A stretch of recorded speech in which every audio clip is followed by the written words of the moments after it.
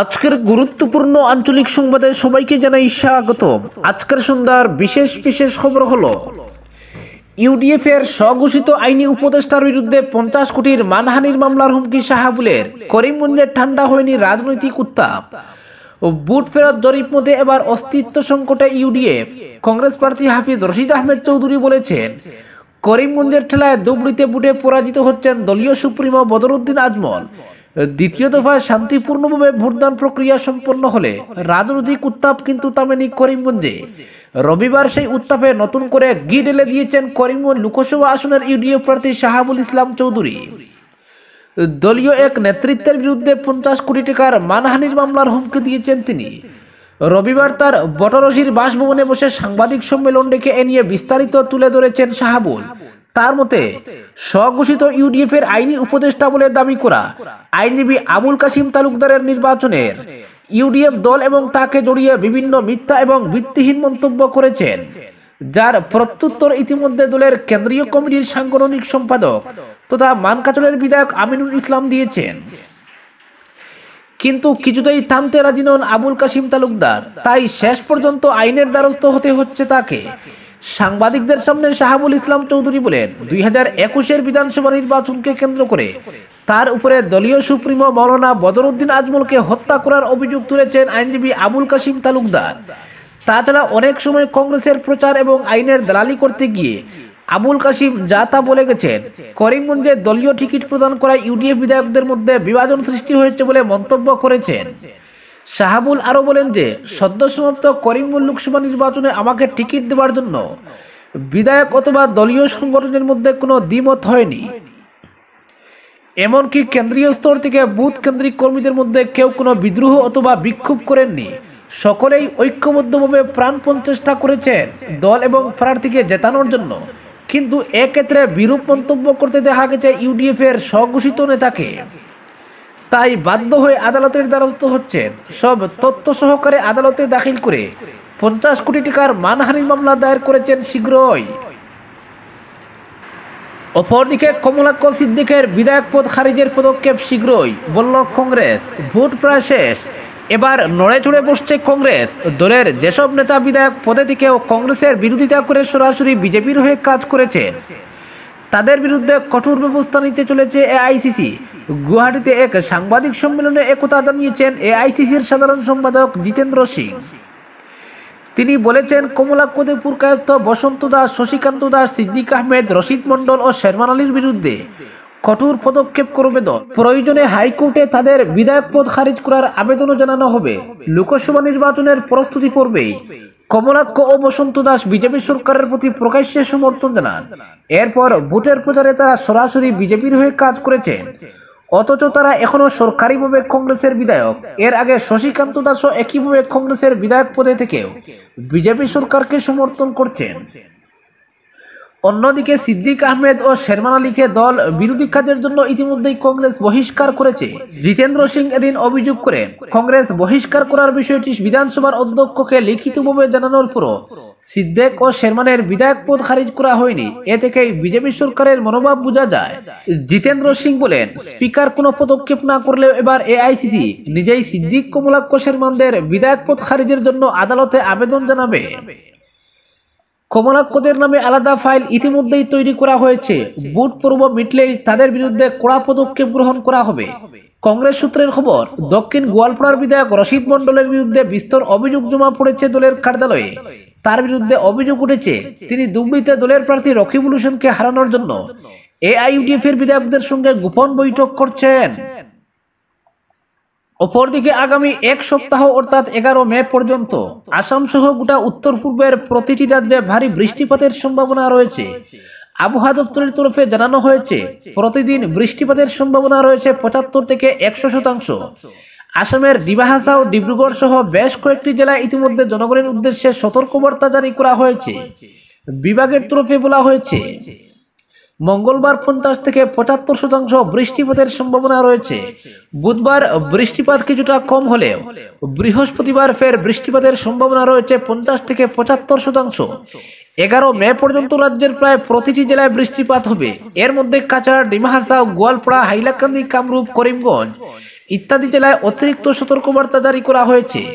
রাজ্য সরকারের দুর্যোগ মোকাবিলা বিভাগ জানিয়েছে, রাজ্যে এখনো কোনো নদীর জল বিপদসীমার উপরে উঠে না এলেও জল দ্রুত বাড়ছে। তারা জানিয়েছেন, সরকারের বিভিন্ন বিভাগ ইতিমধ্যে বন্যা পরিস্থিতি নিয়ন্ত্রণের প্রস্তুতি নিচ্ছে।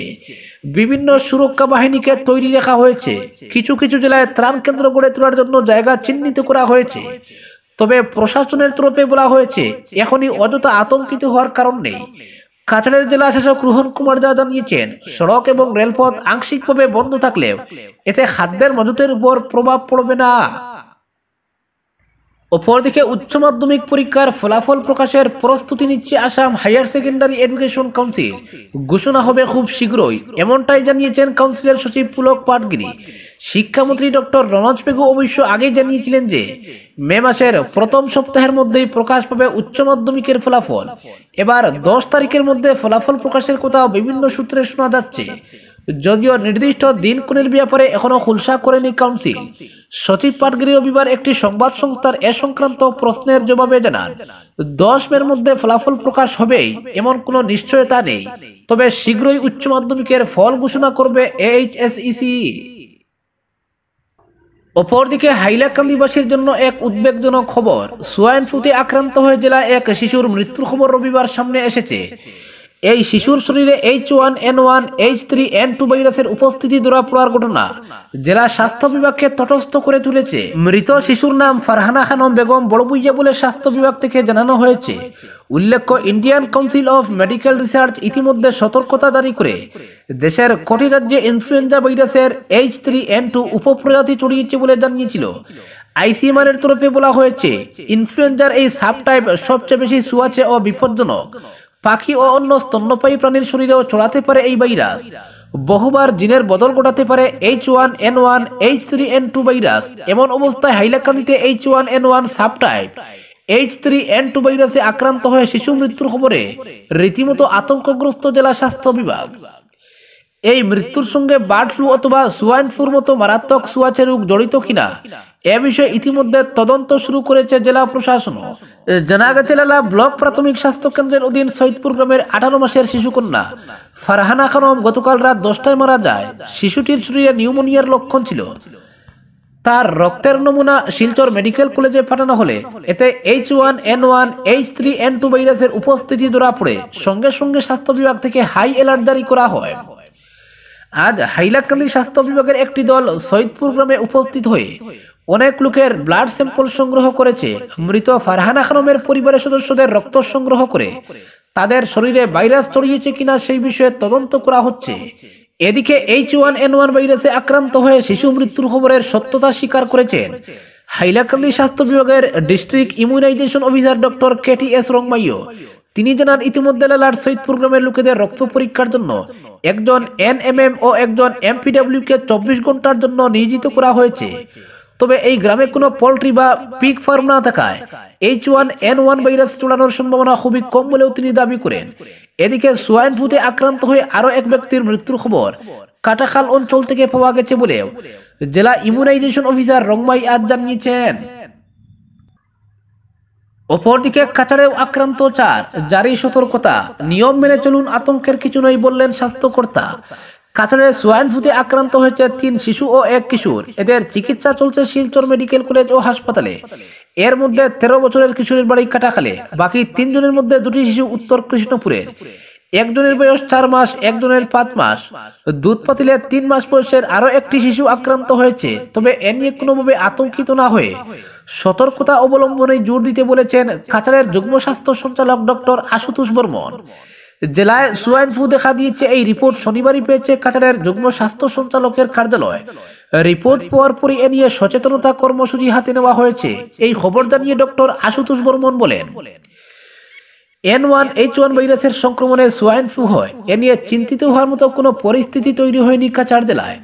শনাক্ত হওয়া 4 জনের মধ্যে 3 জন ক্রমশ সুস্থ হওয়ার পথে, একজন সুস্থ হয়ে রবিবারই মেডিকেল থেকে ছাড়া পেয়েছে। এদের আইসোলেশন রুমে রেখে চিকিৎসা চালানো হচ্ছে। এদিকে শিলচর মেডিকেল কলেজের সোশিয়াল অ্যান্ড প্রিভেন্টিভ মেডিসিন বিভাগের অধ্যাপক ডক্টর অজিত দে বলেছেন, সোয়াইন ফ্লু নিয়ে চিন্তিত বা আতঙ্কিত হওয়ার কোনো কিচ্ছু নেই। এটি সিজনের ইনফ্লুয়েঞ্জা ছাড়া আর কিছুই নয়। এতে N1H1 ভাইরাস সংক্রমিত হয়ে শরীরে জেনেটিক পরিবর্তন আনে। চিকিৎসা পরিভাষায় একে জেনেটিক শিফট এবং জেনেটিক রিঅ্যাসর্টমেন্ট বলা হয়। সোয়াইন ফ্লুতে সর্দি জ্বরের প্রভাবটাই বেশি থাকে। তিনি আরো বলেন, খাঁচারের যে কজন আক্রান্ত হয়েছেন তাদের সংক্রমণের মাত্রা তীব্র নয়। অন্যদিকে ডক্টর আশুতোষ বর্মন বলেন, জেলার আইডিএসপি বিভাগ এবং অ্যান্টিভাইরাল বিভাগগুলির মাধ্যমে সতর্কতা জারি করা হয়েছে। ইতিমধ্যে শুরু হয়েছে সচেতনতামূলক কর্মসূচিও, নতুন করে আর যাতে কেউ এই ভাইরাসে আক্রান্ত না হয় এর জন্য কি কি প্রতিরোধমূলক ব্যবস্থা নেওয়া প্রয়োজন এ নিয়েও শুরু হয়েছে প্রচার। তিনি জানান, সোয়াইন ফ্লুই হোক বা অন্য কোনো ভাইরাসের সংক্রমণ, এক্ষেত্রে কোভিডের মতোই নিয়ম মানতে হবে। নিয়মিত হাত সাবান দিয়ে বা হ্যান্ড ওয়াশ দিয়ে ধুয়ে পরিষ্কার রাখতে হবে। সর্দি জ্বর কয়েকদিনের হলে ভাইরোলজিক্যাল টেস্ট করাতে হবে ডাক্তারের পরামর্শ নিয়ে। আজকের বিশেষ সংবাদ এখানেই সমাপ্ত।